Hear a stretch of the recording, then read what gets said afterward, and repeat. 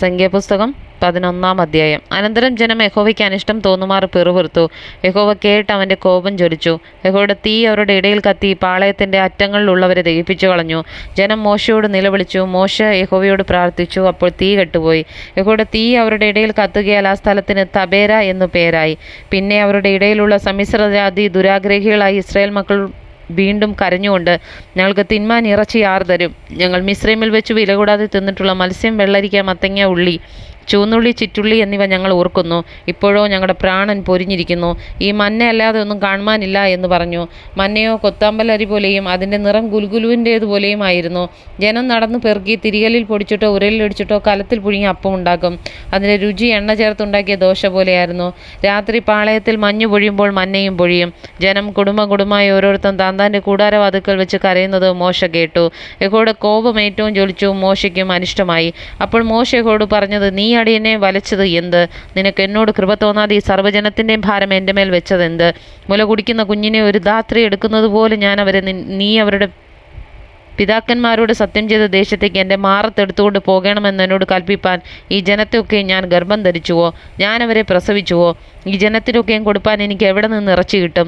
അവരിതാ ഞങ്ങൾക്ക് തിന്മാൻ ഇറച്ചി തരിക എന്ന് എന്നോട് പറഞ്ഞു കരയുന്നു. ഏകനായി ഈ സർവ്വജനത്തെയും വഹിപ്പാൻ എന്നെക്കൊണ്ട് കഴിയുന്നതല്ല. അതെനിക്ക് അതിഭാരമാകുന്നു. ഇങ്ങനെ എന്നോട് ചെയ്യുന്ന പക്ഷം ദേ വിചാരിച്ച് എന്നെ കൊന്നുകളയണമേ. എൻ്റെ അരിഷ്ടത ഞാൻ കാണരുതേ. അപ്പോൾ യഹോവ മോശയോട് കൽപ്പിച്ചത്, ഇസ്രായേൽ മൂപ്പന്മാരിൽ വെച്ച് ജനത്തിന് പ്രമാണികളും മേൽവിചാരകന്മാരും എന്ന് നീ അറിയുന്ന 70 പുരുഷന്മാരെ സമാഗമന കൂടാരത്തിനരികെ നിന്നോട് കൂടെ നിൽക്കേണ്ടതിന് എൻ്റെ അടുക്കൽ കൂട്ടിക്കൊണ്ടുവരിക. അവിടെ ഞാൻ ഇറങ്ങി വന്ന് നിന്നോട് അരുളി ചെയ്യും. ഞാൻ നിൻ്റെ മേലുള്ള ആത്മാവിൽ കുറേ എടുത്ത് അവരുടെ മേൽ പകരും. നീ ഏകനായി വഹിക്കാതിരിക്കേണ്ടതിന് അവർ നിന്നോടുകൂടെ ജനത്തിൻ്റെ ഭാരം വഹിക്കും. എന്നാൽ ജനത്തോട് നീ പറയേണ്ടത്, നാളത്തേക്ക് നിങ്ങളെ തന്നെ ശുദ്ധീകരിപ്പീൻ. എന്നാൽ നിങ്ങൾ ഇറച്ചി തിന്നും. ഞങ്ങൾക്ക് തിന്മാൻ ഇറച്ചി ആർ തരും? മിസ്രൈമിൽ ഞങ്ങൾക്ക് നന്നായിരുന്നു എന്ന് നിങ്ങൾ പറഞ്ഞ് യഹോവ കേൾക്കെ കരഞ്ഞുവല്ലോ. ആകയാൽ യഹോവ നിങ്ങൾക്ക് ഇറച്ചി തരികയും നിങ്ങൾ തിന്നുകയും ചെയ്യും. 1 ദിവസമല്ല, 2 ദിവസമല്ല, 5 ദിവസമല്ല, 10 ദിവസവുമല്ല, 20 ദിവസവുമല്ല, 1 മാസം മുഴുവനും തന്നെ.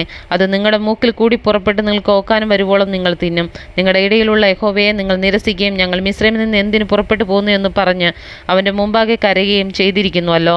അപ്പോൾ മോശ എന്നോട് കൂടെയുള്ള ജനം 6 ലക്ഷം കാലാളുണ്ട്.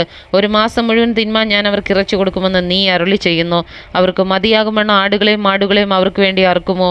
അവർക്ക് മതിയാകും വണ്ണം സമുദ്രത്തിലെ മത്സ്യത്തെയൊക്കെയും അവർക്ക് വേണ്ടി പിടിച്ചുകൂട്ടുമോ എന്ന് ചോദിച്ചു.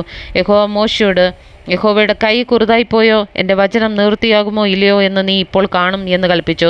അങ്ങനെ മോശ ചെന്ന് യഹോവയുടെ വചനങ്ങളെ ജനത്തോട് പറഞ്ഞു. ജനത്തിന് മൂപ്പന്മാരെ 70 പുരുഷന്മാരെ കൂട്ടി കൂടാരത്തിന് ചുറ്റിലും നിർത്തി. എന്നാൽ യഹോവ ഒരു മേഘത്തിലിറങ്ങി അവനോട് അരുളി ചെയ്തു. അവന്മേലുള്ള ആത്മാവിൽ കുറേ എടുത്ത് മൂപ്പന്മാരായ 70 പുരുഷന്മാർക്ക് കൊടുത്തു. ആത്മാവ് അവരുടെ മേൽ ആവസിച്ചപ്പോൾ അവർ പ്രവചിച്ചു. പിന്നെ അങ്ങനെ ചെയ്തില്ല താനും. എന്നാൽ ആ പുരുഷന്മാർ 2 പേർ പാളയത്തിൽ തന്നെ താമസിച്ചിരുന്നു. ഒരുത്തന് എൽദാദ് എന്നും മറ്റവന് മേദാദ് എന്നും പേർ. ആത്മാവ് അവരുടെ മേലും ആവസിച്ചു. അവരുടെ പേരെഴുതിയവരിൽ ഉള്ളവരായിരുന്നെങ്കിലും കൂടാരത്തിലേക്ക് ചെന്നിരുന്നില്ല. അവർ പാളയത്തിൽ വെച്ച് പ്രവചിച്ചു. അപ്പോൾ ഒരു ബാല്യക്കാരൻ മോശയുടെ അടുക്കൽ ഓടിച്ചെന്ന്, എൽദാദും മേദാദും പാളയത്തിൽ വെച്ച് പ്രവചിക്കുന്നെന്ന് അറിയിച്ചു. എന്നാൽ നൂൻ്റെ മകനായ ബാല്യം മുതൽ മോശയുടെ ശുശ്രൂഷക്കാരനായ യോശുവ, എൻ്റെ യജമാനൻ മോശയെ അവരെ വിരോധിക്കണമേ എന്ന് പറഞ്ഞു. മോശ അവനോട്, എന്നെ വിചാരിച്ച് നീ അസൂയപ്പെടുന്നുവോ? യഹോവയുടെ ജനമൊക്കെയും പ്രവാചകന്മാരെ ആകെയും യഹോവ തൻ്റെ ആത്മാവിനെ അവരുടെ മേൽ പകരുകയും ചെയ്തെങ്കിൽ കൊള്ളായിരുന്നെന്ന് പറഞ്ഞു. പിന്നെ മോശയും ഇസ്രായേൽ മൂപ്പന്മാരും പാളയത്തിൽ വന്നു ചേർന്നു. അനന്തരം യഹോവ അയച്ചൊരു കാറ്റൂതി കടലിൽ നിന്ന് കാടയെ കൊണ്ടുവന്ന് പാളയത്തിന് സമീപത്ത് ഒരു ദിവസത്തെ വഴി ഇങ്ങോട്ടും 1 ദിവസത്തെ വഴി അങ്ങോട്ടും ഇങ്ങനെ പാളയത്തിന് ചുറ്റിലും നിലത്തോട് ഏകദേശം 2 മുഴം അടുത്ത് പറന്ന് നിൽക്കുമാറാക്കി. ജനം എഴുന്നേറ്റ് അന്ന് പകൽ മുഴുവനും രാത്രി മുഴുവനും പിറ്റന്നാൾ മുഴുവനും കാടയെ പിടിച്ചുകൂട്ടി.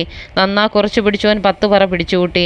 അവർ അവയെ പാളയത്തിൻ്റെ ചുറ്റിലും ചിക്കി. എന്നാൽ ഇറച്ചി അവരുടെ പല്ലിനിടയിൽ ഇരിക്കുമ്പോൾ അത് ചവച്ചിറക്കും മുമ്പേ തന്നെ യഹോവയുടെ കോപം ജനത്തിൻ്റെ നേരെ ജ്വലിച്ചു. യഹോവ ജനത്തെ ഒരു മഹാബാധ കൊണ്ട് സംഹരിച്ചു. ദുരാഗ്രഹികളുടെ കൂട്ടത്തെ അവിടെ കുഴിച്ചിട്ടതുകൊണ്ട് ആ സ്ഥലത്തിന് കിബ്രോത്ത് ഹത്താവ എന്ന് പേരായി. കിബ്രോത്ത് ഹത്താവ വിട്ട് ജനം ഹസാരോത്തിലേക്ക് പുറപ്പെട്ടു ചെന്നു ഹസാരോത്തിൽ പാർത്തു.